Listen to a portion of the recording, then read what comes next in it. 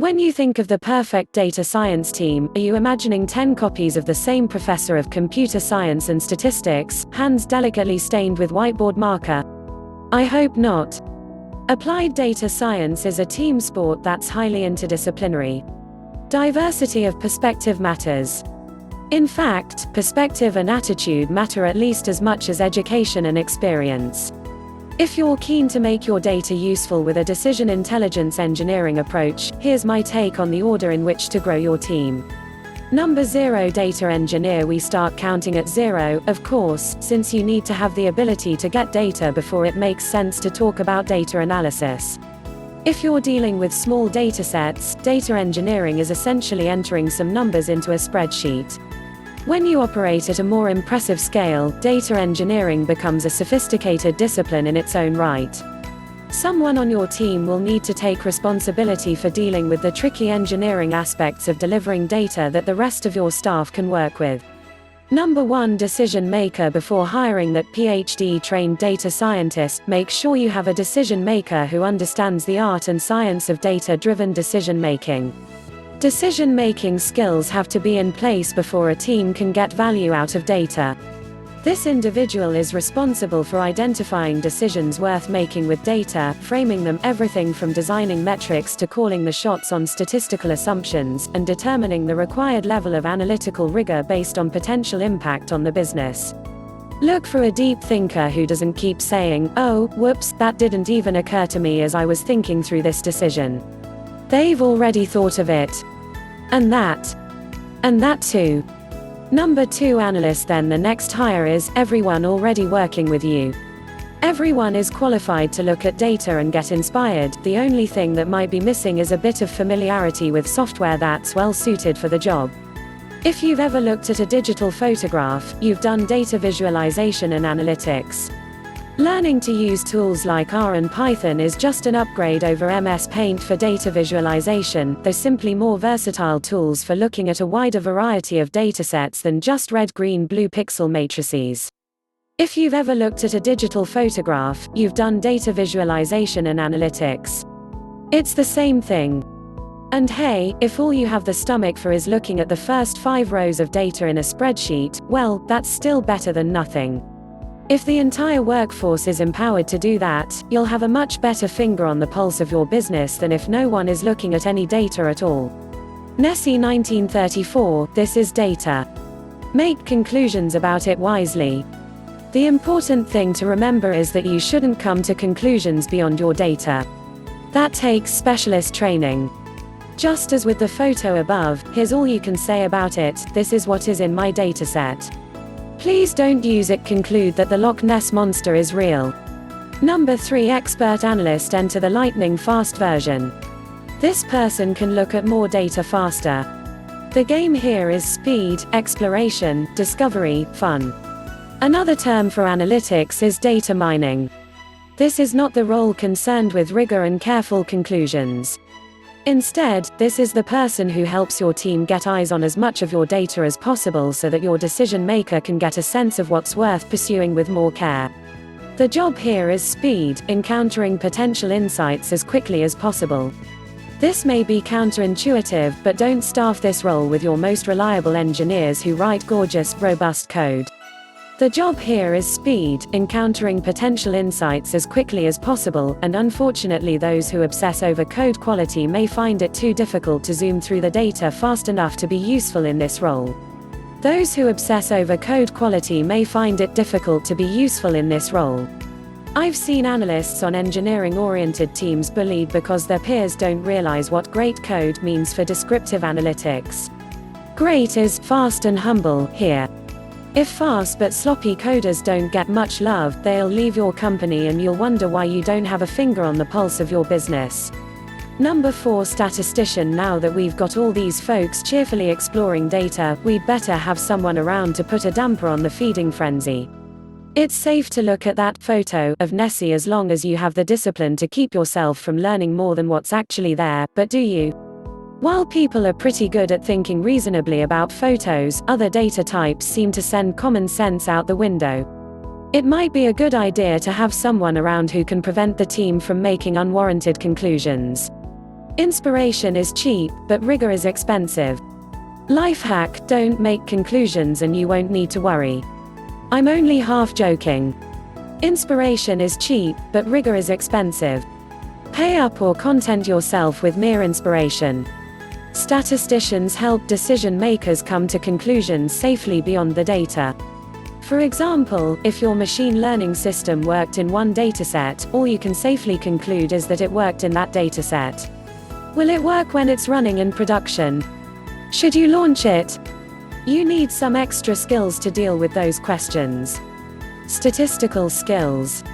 If we want to make serious decisions where we don't have perfect facts, let's slow down and take a careful approach.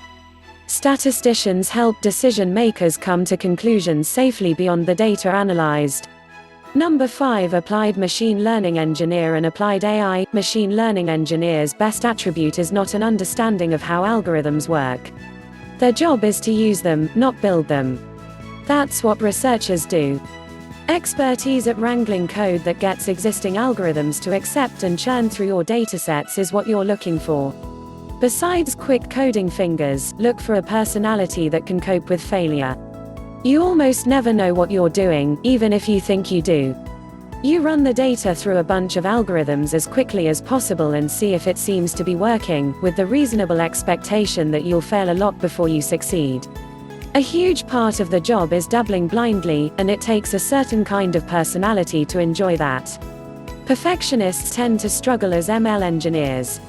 Because your business problem's not in a textbook, you can't know in advance what will work, so you can't expect to get a perfect result on the first go. That's okay, just try lots of approaches as quickly as possible and iterate towards a solution. Speaking of running the data through algorithms, what data? The inputs your analysts identified as potentially interesting, of course. That's why analysts make sense as an earlier hire. Although there's a lot of tinkering, it's important for the machine learning engineer to have a deep respect for the part of the process where rigor is vital: assessment. Does the solution actually work on new data? Luckily, you made a wise choice with your previous hire, so all you have to do is pass the baton to the statistician. The strongest applied ML engineers have a very good sense of how long it takes to apply various approaches. When a potential ML hire can rank options by the time it takes to try them on various kinds of datasets, be impressed. Number 6. Data scientist. The way I use the word, a data scientist, is someone who is a full expert in all of the 3 preceding roles. Not everyone uses my definition. You'll see job applications out there with people calling themselves data scientist when they have only really mastered one of the 3, so it's worth checking. Data scientists are full experts in all of the 3 previous roles. This role is in position number 6 because hiring the true 3-in-1 is an expensive option. If you can hire one within budget, it's a great idea, but if you're on a tight budget, consider upskilling and growing your existing single-role specialists. Number 7. Analytics manager. Data science leader. The analytics manager is the goose that lays the golden egg. They're a hybrid between the data scientist and the decision maker. Their presence on the team acts as a force multiplier, ensuring that your data science team isn't off in the weeds instead of adding value to your business. The decision maker plus data scientist hybrid is a force multiplier. Unfortunately, they're rare and hard to hire. This person is kept awake at night by questions like, how do we design the right questions? How do we make decisions? How do we best allocate our experts? What's worth doing? Will the skills and data match the requirements? How do we ensure good input data? If you're lucky enough to hire one of these, hold on to them and never let them go. Learn more about this role here.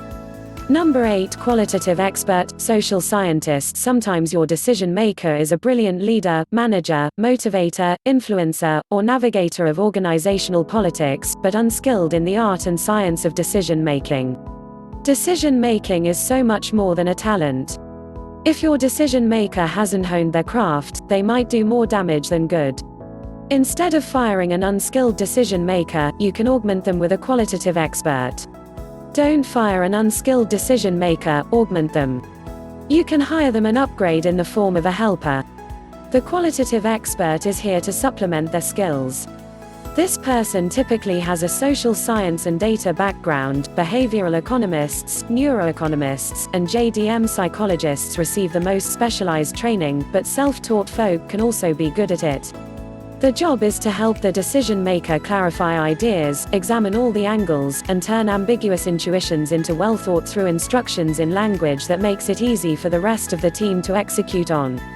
We don't realize how valuable social scientists are. They're usually better equipped than data scientists to translate the intuitions and intentions of a decision maker into concrete metrics. The qualitative expert doesn't call any of the shots. Instead, they ensure that the decision maker has fully grasped the shots available for calling. They're also a trusted advisor, a brainstorming companion, and a sounding board for a decision maker. Having them on board is a great way to ensure that the project starts out in the right direction. Number 9. Researcher. Many hiring managers think the first team member needs to be the ex-professor, but actually you don't need those PhD folk unless you already know that the industry is not going to supply the algorithms that you need.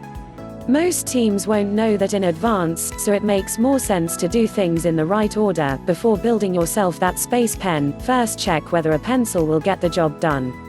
Get started first, and if you find that the available off-the-shelf solutions aren't giving you much love, then you should consider hiring researchers. If a researcher is your first hire, you probably won't have the right environment to make good use of them. Don't bring them in right off the bat. It's better to wait until your team is developed enough to have figured out that what they need a researcher for.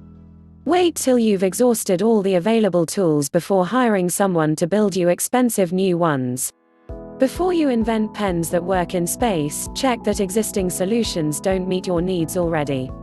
Number 10. Plus additional personnel. Besides the roles we looked at, here are some of my favorite people to welcome to a decision intelligence project: domain expert, ethicist, software engineer, reliability engineer, UX designer, interactive visualizer, graphic designer, data collection specialist, data product manager, project program manager. Many projects can't do without them. The only reason they aren't listed in my top 10 is that decision intelligence is not their primary business.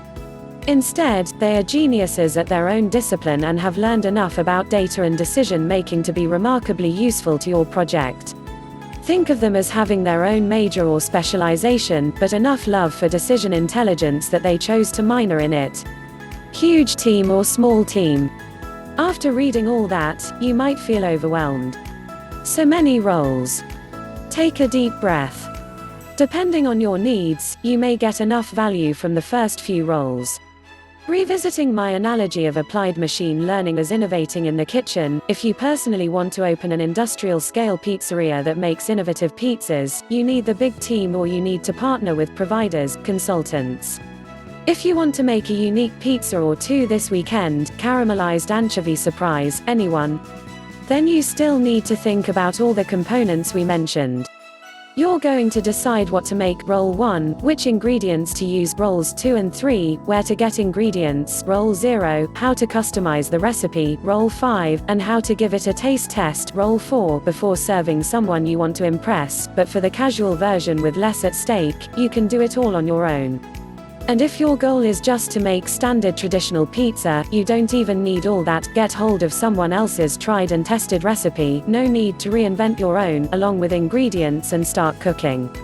If you'd like to read an even broader description of roles and responsibilities in the data universe, check out my article, Which Flavor of Data Professional Are You?